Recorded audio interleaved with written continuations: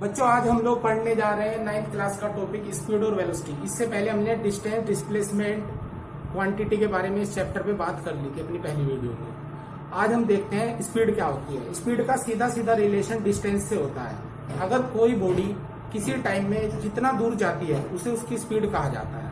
मतलब कितनी डिस्टेंस उसने ट्रेवल की और उसमें जो टाइम लगा वो उसकी स्पीड होती है। तो डेफिनेशन क्या हुई? Distance travelled by a body, body भी कैसी चलती, तो distance travel by a moving body in a given time is called its speed. Speed का एक सिंबल होता है जिसको v से डिनोट करते हैं। तो फॉर्मूला क्या बना?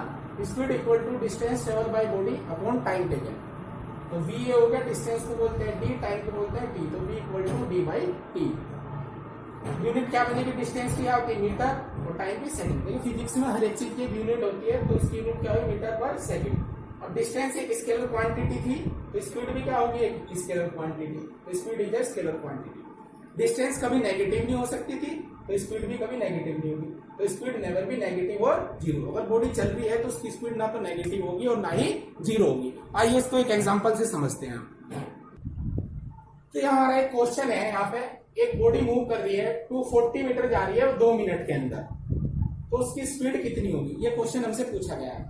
तो फिजिक्स में देखिए, आप न्यूमेरिकल करने से पहले जो आपको गिवन होता है उसको आप लिख लीजिए, अदरवाइज आपका क्वेश्चन गलत हो जाता है। अगर आपको सारे पैरामीटर पता है, पैरामीटर इन मैथमेटिकल वैल्यू को बोलते हैं, अगर ये पता है, फॉर्मूला पता है, तो आपका क्वेश्चन कभी गलत नहीं होता। तो देखिए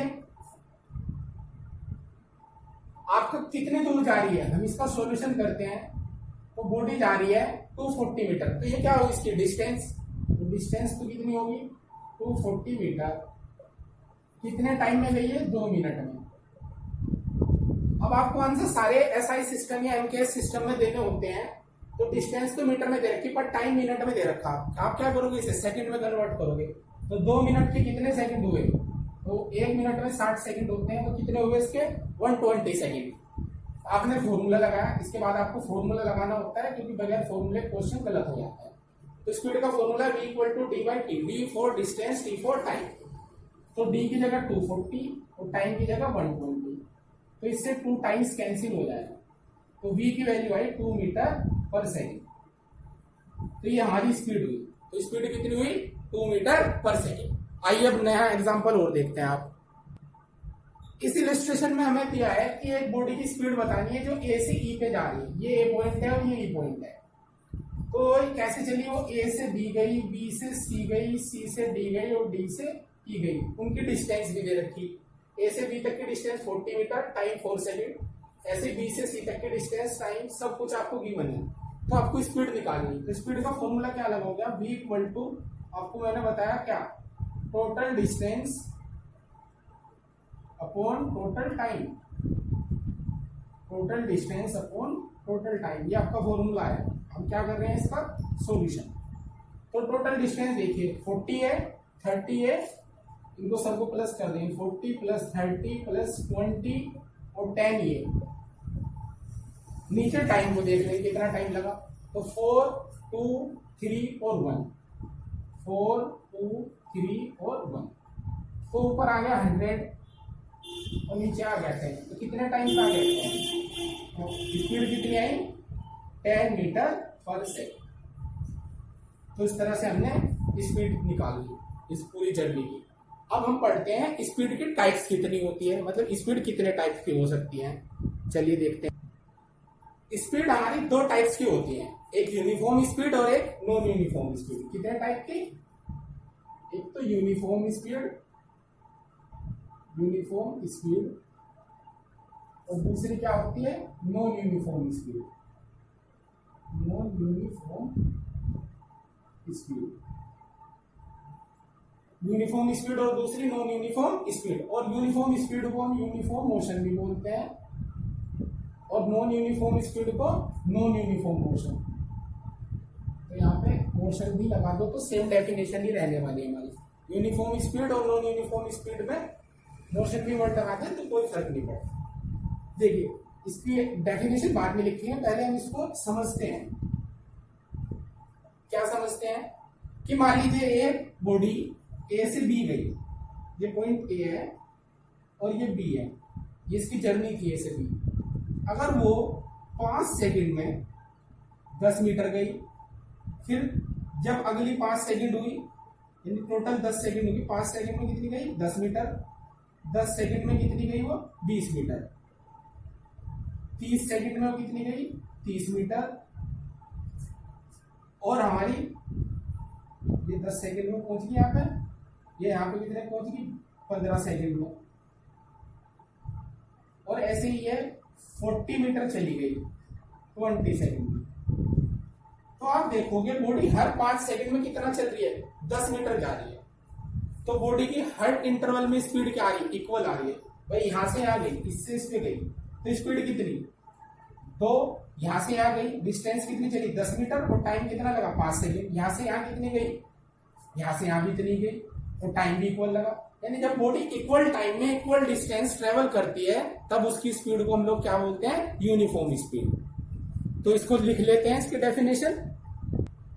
तो इसकी डेफिनेशन बनती है यहाँ पे आप देख सकते हैं, if body cover equal distance in equal interval of time then its speed is called uniform speed and its motion is called uniform motion. Meaning ये है कि अगर बॉडी इक्वल टाइम में इक्वल डिस्टेंस ट्रेवल करती है तो उसकी speed को यूनिफॉर्म स्पीड कहा जाता है और मोशन को यूनिफॉर्म मोशन कहा जाता है।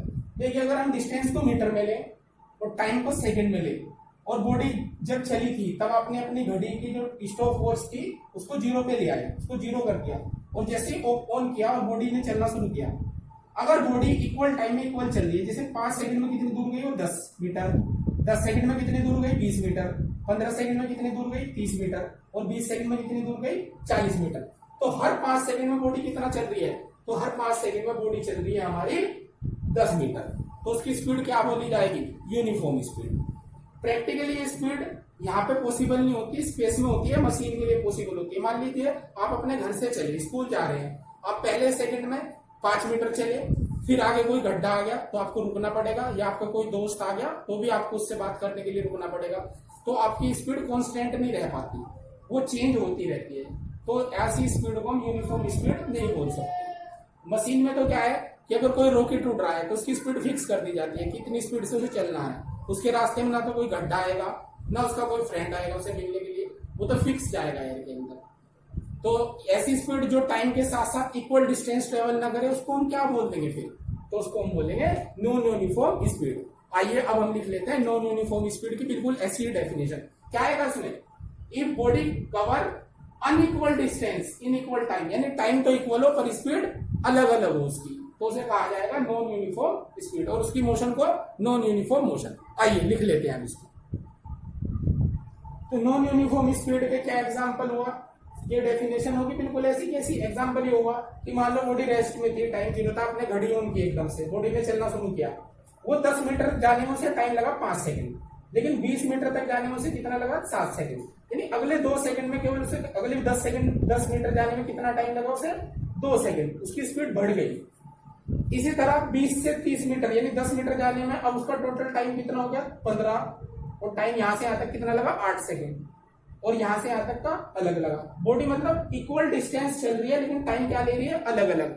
चाहे तो आप इसको उल्टा भी लिख सकते थे कि इक्वल टाइम में कितना चले, तो एग्जाम्पल क्या बनेगा फिर उस केस में, तो कुछ उल्टा एग्जाम्पल बन जाएगा। तो फिर ये बन जाएगा 5, 10, 15, 20। मान लो 0 पे 0 थी, 5 सेकंड में चली वो 10 मीटर, और 10 सेकंड में चली वो 20 मीटर, और 15 सेकंड में चली गई वो 40 मीटर, और 20 सेकंड में गई वो 45 मीटर। तो हर 5 सेकंड में अगर उसकी स्पीड चेंज हो रही है तो उसे कहा जाएगा नॉन यूनिफॉर्म स्पीड, और उसकी मोशन को नॉन यूनिफॉर्म मोशन। अब इसको कैलकुलेट कैसे करेंगे, यूनिफॉर्म को कैसे करेंगे, नॉन यूनिफॉर्म को कैसे करेंगे, आइए हम इनके फॉर्मूले लिख लेते हैं। तो देखिए यूनिफॉर्म स्पीड का तो नॉर्मल फॉर्मूला है आपका v इक्वल टू कोई सा भी एक डिस्टेंस ले लो और उसे टाइम से डिवाइड कर दो, बस यही आ जाएगा। कोई सा भी टाइम, इसमें टाइम भी इक्वल लगना है और डिस्टेंस भी इक्वल होती है, तो किसी भी डिस्टेंस को किसी भी टाइम से डिवाइड कर दोगे आपको, तो आपको यूनिफॉर्म स्पीड का फॉर्मूला मिल जाएगा, उसकी वैल्यू मिल जाएगी। लेकिन नॉन यूनिफॉर्म स्पीड 2 तरह की होती है, एक तो होती है एवरेज और दूसरी होती है इंस्टेंटेनियस। एवरेज तो नॉर्मली आपने जितनी जर्नी ट्रेवल की और उसमें जो टाइम लगा उसको तो कहा जाता है एवरेज स्पीड। एवरेज स्पीड क्या होता है, वी एवरेज, वही फॉर्मूला, टोटल डिस्टेंस लिख लो, बॉडी ने जितनी चली upon total time. Total distance upon total time, ये हमारा एवरेज स्पीड का फॉर्मूला है। ये भी स्पीड और ये भी स्पीड, लेकिन क्या है कि इनमें डिफरेंस क्या है कि ये अलग अलग जगह यूज होती है। यूनिट सबकी मीटर पर सेकेंड आएगी, क्या इसकी मीटर पर सेकेंड, इसकी मीटर पर सेकेंड। इंस्टेंटेनियस क्या है, अभी हम इसको बस बेसिक जानते हैं, ज्यादा बड़े लेवल पे तो हम इसको 11th क्लास में पढ़ते हैं। इंस्टेंटेनियस क्या है, मान लीजिए आप जा रहे हैं, आप अपनी स्कूटी से जा रहे हैं और आपको कुछ दूरी पे दिखाई दे रहा है कि एक खंबा खड़ा है, एक पोल खड़ा है। आप ये चेक करना चाह रहे हैं कि जैसे ही मैं इस पोल को क्रॉस करूंगा मेरा स्पीडोमीटर की जो रीडिंग है वो क्या होगी, मतलब जो स्पीड का मीटर लगा हुआ है वो क्या दिखाएगा। तो जैसे खंबे के पास से आप निकले, आपके मीटर ने सपोज कीजिए 30 दिखाया, तो वो उस खंबे के पास उसकी स्पीड कितनी, 30 मीटर पर सेकंड। आगे चले तो कुछ और होगी, उसके आगे चलोगे तो कुछ और होगी। मतलब जर्नी करते हुए किसी पर्टिकुलर पॉइंट पर आपकी जो स्पीड आती है, आपका जो स्पीडोमीटर दिखाता है, उसको बोलते हैं हम इसकी इंस्टेंटेनियस स्पीड। और इसका फॉर्मूला ये एनटीएससी एग्जाम के लिए है dx/dt। एक छोटे से टाइम में जो स्पीड कवर की जाती है उसको बोलते हैं instantaneous speed. Speed of body at a particular instant,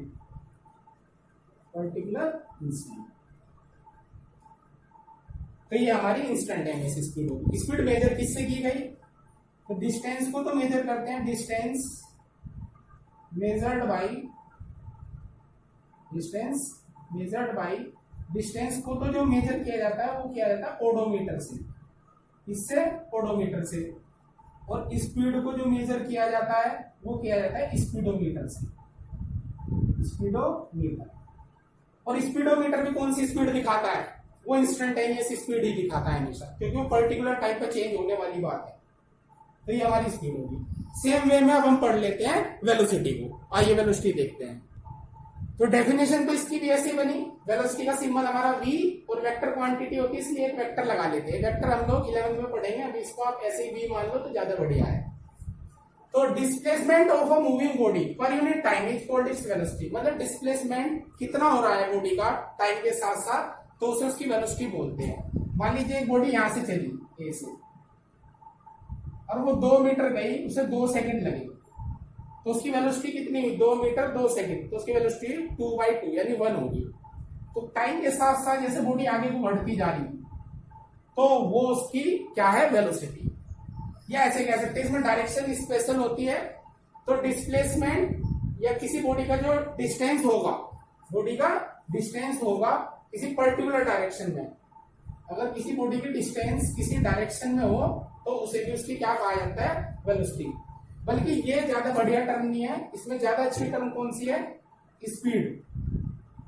speed in a particular direction is called its velocity. ये बेस्ट टर्म है, speed of a body in a particular direction is called its velocity. तो formula क्या हुआ, displacement upon time, v as it is. Displacement को बोल दिया d, time को क्या बोल दिया t, तो v इक्वल टू d/t इसका फॉर्मूला बन गया। यूनिट क्या बनेगी, मीटर पर सेकेंड। वेलोसिटी एक वेक्टर क्वांटिटी है। अब डिस्प्लेसमेंट हमारा नेगेटिव भी हो सकता था, पॉजिटिव भी और जीरो भी, तो वेलोसिटी में भी पॉजिटिव, नेगेटिव एंड जीरो। तो ये वेलोसिटी के बारे में सारी बात हुई। सेम ऐसा ही है जैसा आपने डिस्टेंस के बारे, सॉरी स्पीड के बारे में पढ़ा। अब हम लोग इसका कोई एग्जांपल से समझ लेते हैं। आइए इस पे भी एक एग्जांपल। चलिए एक क्वेश्चन दिया हुआ है कि एक बॉडी ए से सी गई, 5 सेकंड उसको लगे, तो उसकी वेलोसिटी क्या होगी। ये ए है और वो सी है, वो 40 ऐसे गई, 30 ऐसे गई, तो वेलोसिटी क्या होती है भाई, डिस्टेंस अपॉन टाइम या डिस्प्लेसमेंट अपॉन टाइम। तो आपको पता है वेलोसिटी होती है डिस्प्लेसमेंट अपॉन टाइम। और डिस्प्लेसमेंट क्या होता है, फाइनली कहाँ है बॉडी और इनिशियली कहाँ थी। मैंने आपको बताया था, टॉर्च डाल के देख लो जहां से चले और जहां पहुंचे। आप ए से चले थे और सी पे पहुंचे, अगर यहां से टॉर्च सी पे डाली जाए तो उसकी लाइट ये रास्ते से जाएगी या नहीं जाएगी, तो बिल्कुल ये जाएगी। तो आपका डिस्प्लेसमेंट किसके इक्वल हुआ, छोटे से छोटे रास्ते को डिस्प्लेसमेंट कहा जाता है। तो ए से सी तक का छोटा रास्ता ये है, भले यहाँ पे ना रखो, आपको ये लेना। तो छोटा रास्ता क्या हुआ, ए सी, और टाइम कितना लगा इसमें 5। अब ए सी निकालना हमारा क्या है, काम है, तो ए सी निकालते हैं। अब आप बच्चों देखिए, ये एक राइट एंगल ट्राइंगल बन रहा, और राइट एंगल ट्राइंगल में 90 डिग्री के सामने वाले क्या बोलते हैं, हाइपोटेन्यूस। तो आपको ये हाइपोटेन्यूस निकालना। तो हाइपोटेन्यूस क्या होता है, परपेंडिकुलर का स्क्वायर यानी 30 का स्क्वायर और बेस का स्क्वायर 40 का स्क्वायर, तो कितना आ गए 900 ये और 1600 ये, तो कितना आ गया 2500, जो कि 50 क्या इक्वल हुआ। तो AC की वैल्यू कितनी है 50/5, कितना आ गया 10। तो वेलोसिटी किसके इक्वल आ गई 10 मीटर पर सेकंड। इस तरह से आप वेलोसिटी निकाल लेते हैं। अब जैसे स्पीड के टाइप पढ़े थे, बिल्कुल ऐसे ही इसके भी टाइप पढ़ते हैं, बस उनके डेफिनेशन नहीं पढ़ेंगे, बस उनको एक बार देख लेंगे कि क्या है। चलिए देखते हैं। हमारी वेलोसिटी भी दो टाइप की होती है, एक तो यूनिफॉर्म वेलोसिटी और दूसरी non uniform velocity. Uniform velocity क्या है, एक body cover equal displacement, body cover equal displacement in equal time, ये इसको उल्टा भी, equal displacement in equal time या इक्वल टाइम में equal displacement, then its velocity is called uniform velocity. और मोशन क्या बोलोगे आप, यूनिफॉर्म मोशन, जैसे पहले पढ़ा था। एग्जांपल वही डिस्प्लेसमेंट को टाइम, इस बार डी क्या है हमारा डिस्प्लेसमेंट, टी क्या है टाइम। तो मान लो 0 पे 0 था, 5 सेकंड में 10 हो गया, 10 में 20, 15 में 30, 20 में 40। तो यहाँ देख रहे हैं हर 5 सेकंड में बॉडी कितनी दूर जा रही है 10 मीटर जा रही है, तो उसकी वेलोसिटी क्या बोली जाएगी यूनिफॉर्म वेलोसिटी। इसी तरह क्या होगी दूसरे वाली नॉन यूनिफॉर्म वेलोसिटी, तो उसको भी लिख लेते हैं। चलिए, तो हमारी नॉन यूनिफॉर्म की डेफिनेशन बनी, if body cover unequal displacement in equal time then its velocity is non uniform velocity, और मोशन को नॉन यूनिफॉर्म मोशन कहा जाएगा। एग्जांपल ये, मान लो स्टार्ट किया आपने, टाइम 0 था, उस टाइम बॉडी चली हुई थी, 5 सेकंड में वो कितनी दूर चली गई 10 मीटर, और जब टाइम 10 सेकंड हो गया तो कितनी दूर चली गई 22 मीटर, यानी इन 5 सेकंड में कितना चली वो 12 मीटर। फिर अगले 5 सेकंड में कितना दूर चली वो 35, यानी कि कितनी चली 13 मीटर। तो इक्वल टाइम में बॉडी अलग अलग जर्नी ट्रेवल कर रही, तो उसको क्या कहा जाएगा नॉन यूनिफॉर्म वेलोसिटी, और मोशन को नॉन यूनिफॉर्म मोशन। अब इसी तरह से इनके टाइप भी हो जाते हैं, जैसे उसके थे टाइप किसके स्पीड के, उसकी 2 टाइप थी, आइए उनको लिख लेते हैं। ये भी 2 टाइप की। अब यूनिफॉर्म वेलोसिटी तो वही होगी भाई, आप उस इंटरवल का कोई भी एक डिस्प्लेसमेंट ले लो और जितना उसमें टाइम लगा उससे डिवाइड कर दो, तो ये आपकी यूनिफॉर्म वेलोसिटी आ जाएगी। एवरेज निकालने जाओगे तो एवरेज में डिस्प्लेसमेंट अपॉन टाइम लोगे, पर डिस्प्लेसमेंट टोटल तो नहीं हो सकता, ये तो जितने डिस्प्लेसमेंट है उसी को टाइम से डिवाइड कर देना। इंस्टेंटेनियस वेलोसिटी क्या होगी, तो अगर छोटी सी डिस्टेंस, मान लो आप पोल के पास पहुंचे थे और आपका स्कूटर तेजी से चला, तो वहां पर्टिकुलर जगह पे जो वेलोसिटी आई थी उसको बोलेंगे। अगर डीएक्स आपने उस टाइम पे देखने में डिस्टेंस चल दी और उसे देखने में डीटी टाइम लगा, डीटी का मतलब छोटा सा टाइम। मान लो आपने भाई एकदम से आपकी गर्दन नीचे गई, आपने सुई देखी कि रीडिंग क्या आ रही है, तो उसमें कुछ तो टाइम लगेगा। मान लीजिए वो टाइम डीटी लगा, उस बीच में स्कूटर भी कुछ जर्नी ट्रेवल करेगा, तो आपकी स्कूटर ने मान लो डीएक्स जर्नी ट्रेवल की, तो इंस्टेंटेनियस वेलोसिटी क्या होगी dx/dt। ये आप 11th में पढ़ते हैं, यहाँ बस इसको जान लीजिए कि ऐसी भी कोई एक वेलोसिटी होती है। यूनिट इनकी सबकी सेम ही होनी है, वही मीटर पर सेकंड, क्योंकि सब क्या है स्पीड, यूनिट तो सबकी क्या होंगी, यूनिट तो वही रहेगी मीटर पर सेकंड। तो ये हमारे किसके बारे में बात हुई, टाइप्स ऑफ वेलोसिटी। अब इसी से जुड़े टर्म पढ़ते हैं हम लोग एक्सेलरेशन। आइए एक्सेलरेशन देखते हैं। तो एक्सेलरेशन क्या है, एक्सेलरेशन को मैं बताऊंगा। एक्सेलरेशन आप अपनी लैंग्वेज में फोर्स को मान लीजिए। मान लीजिए आप साइकिल से जा रहे थे, एक ढलान आ गया, एक स्लोप आ गया, आपने जैसे साइकिल को ढलान पे पहुंचाया तो अब आपकी साइकिल बहुत तेज हो जाएगी, उसकी स्पीड बढ़ जाएगी। अगर सेम पाथ पे है, अगर स्ट्रेट लाइन पाथ है, तो स्पीड और वेलोसिटी सेम है, तो हम कहते हैं कि उसकी स्पीड या वेलोसिटी बढ़ जाती है। लेकिन अगर कहीं पे ऊंचाई आ जाए या कोई सामने से आ जाए, तो आपको क्या लगाना पड़ेगा, एकदम से ब्रेक लगाना पड़ेगा। तो आपने एक फोर्स लगाया, तो उससे क्या हुआ, आपकी स्पीड घट गई। तो इस स्पीड के घटने या स्पीड के बढ़ने को हम लोग क्या बोलते हैं, एक्सेलरेशन। अगर स्पीड सेम रही, मान लो आप 5 मीटर पर सेकंड से जा रहे थे, ना वो घट रही ना बढ़ रही, ना कोई ढलान आया, ना कोई ऊंचाई आई, ना किसी ने रोका, ना आपने ब्रेक लगाया, तब आपकी स्पीड में कोई चेंज नहीं आएगा, तब उसे कहा जाता है, तब उसको हम लोग एक्सेलरेशन नाम नहीं बोल सकते। फिर वे यूनिफॉर्म और नॉन, वे यूनिफॉर्म स्पीड या यूनिफॉर्म वेलोसिटी के नाम से ही जानी जाती है। तो एक्सेलरेशन क्या है, बेसिकली जब बॉडी पे एक फोर्स लगता है तो उसकी स्पीड या वेलोसिटी घट जाती है या बढ़ जाती है।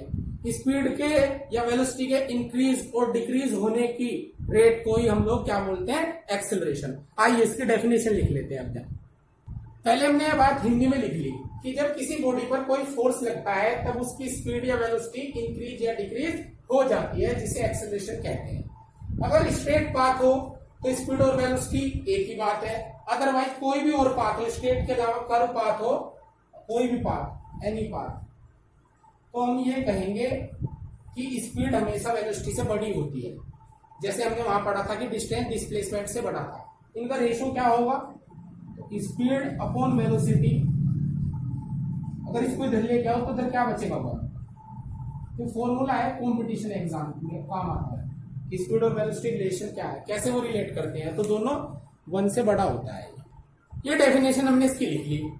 Rate of change of velocity is called acceleration. अगर वेलोसिटी में कोई चेंज आया तो उसको एक्सीलरेशन बोलते हैं। इसको ए से डिनोट करते हैं, तो हमने ब्रैकेट में साथ में क्या लिख दिया? ए। तो इक्वल टू क्या होगा? Change in velocity upon time. तो A equal to change in velocity को अगर हम वी बोले, वी क्या है हमारा? चेंज इन वेलोसिटी, मतलब बाद वाली वेलोसिटी कितनी और स्टार्ट वाली कितनी थी, ऐसे मान लो इसे। वी क्या है? फाइनल, और ये क्या है? स्टार्टिंग। जब बॉडी चली तब कितनी और जब बॉडी रुकी तब कितनी, तब उसकी स्पीड क्या बोली जाएगी? चेंज को वी बोलते हैं। तो वी अपॉन टी। यूनिट क्या है? वेलोसिटी होती है मीटर पर सेकंड, और पूर्ण में क्या आ गया फिर से सेकंड, तो क्या बना है? मीटर पर second square. Acceleration vector quantity, क्योंकि वेलोसिटी भी क्या है? एक वेक्टर क्वांटिटी। जैसे वेलोसिटी पॉजिटिव नेगेटिव जीरो हो सकती थी, ऐसी एक्सेलरेशन भी पॉजिटिव नेगेटिव और जीरो हो सकता है। अब इसकी पॉजिटिव नेगेटिव और जीरो के हिसाब से इसके नाम है, तो नाम और लिख लेते हैं हम लोग। मैं इसे 3 तरीके से डिफाइन करता हूं। अगर बॉडी की वेलोसिटी बढ़ जाती है टाइम के साथ साथ, मान लीजिए हमारे पास 2 स्पीड है, एक v2 एक v1, ये 10 है और ये 5 है। बॉडी स्टार्टिंग में 5 मीटर पर सेकंड से जा रही थी, थोड़ी देर बाद उसकी स्पीड 10 होगी, तब आपका एक्सीलरेशन क्या होगा? Positive acceleration. और मोशन को क्या कहा जाएगा? Accelerated motion. अगर ये इक्वल टाइम में इक्वल बढ़ी तब इसे यूनिफॉर्म एक्सीलरेटेड मोशन भी नाम दे सकते हैं। अदरवाइज अगर पॉजिटिव है तो इसका नाम एक्सीलरेटेड मोशन तो है ही। दूसरी कंडीशन है, अगर वेलोसिटी आपने डिक्रीज कर दी टाइम के साथ साथ, मान लो जो बाद वाली वेलोसिटी है v2 जिसे हम 10 मान रहे हैं, ये 5 हो जाए और शुरू में कितनी थी? 10। कौन सा केस हो सकता है? अगर ब्रेक लग जाए, ब्रेक अप्लाई, अगर ब्रेक लग जाए तो कुछ ऐसा ही होता है कि स्पीड घट जाती है।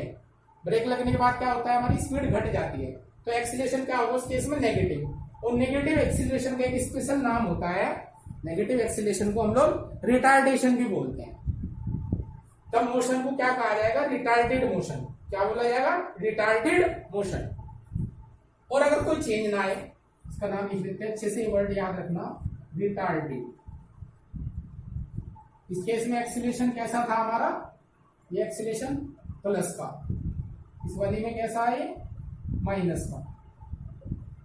अगर वेलोसिटी में कोई चेंज ना आए, मतलब शुरू में जितनी हमने एक्सीलरेशन को पढ़ लिया, अब इस पे 1-2 क्वेश्चन कर लेते हैं। चलिए करते हैं। ये गिवन है हमें, एक बॉडी इनिशियली मूव करी थी 20 मीटर पर सेकंड पे स्ट्रेट पाथ पे। अब ये स्ट्रेट पाथ का क्या मीनिंग है बच्चों? कि स्पीड हो या वेलोसिटी, बात एक ही है।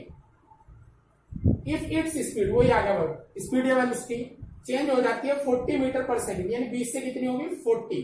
तो कितना टाइम लगा? 5। तो एक्सीलरेशन पूछा, तो एक्सीलरेशन क्या होता है? तो एक्सीलरेशन होता है change in velocity, change in velocity upon time. तो वेलोसिटी में चेंज कितना आया? बाद में कितनी होगी? 40, शुरू में कितनी थी? 20, डिवाइड बाई टाइम कितना लगा? 5। तो a इज इक्वल टू 20/5। कितने टाइम्स कट जाएगा? 4 टाइम्स। तो एक्सीलरेशन कितना आ गया? 4 मीटर पर सेकंड। इस तरह से हम एक्सीलरेशन को कैलकुलेट करते हैं। आपको ये अच्छे से समझ में आया होगा, उम्मीद है। अब आगे हम इनको और बढ़िया से करेंगे।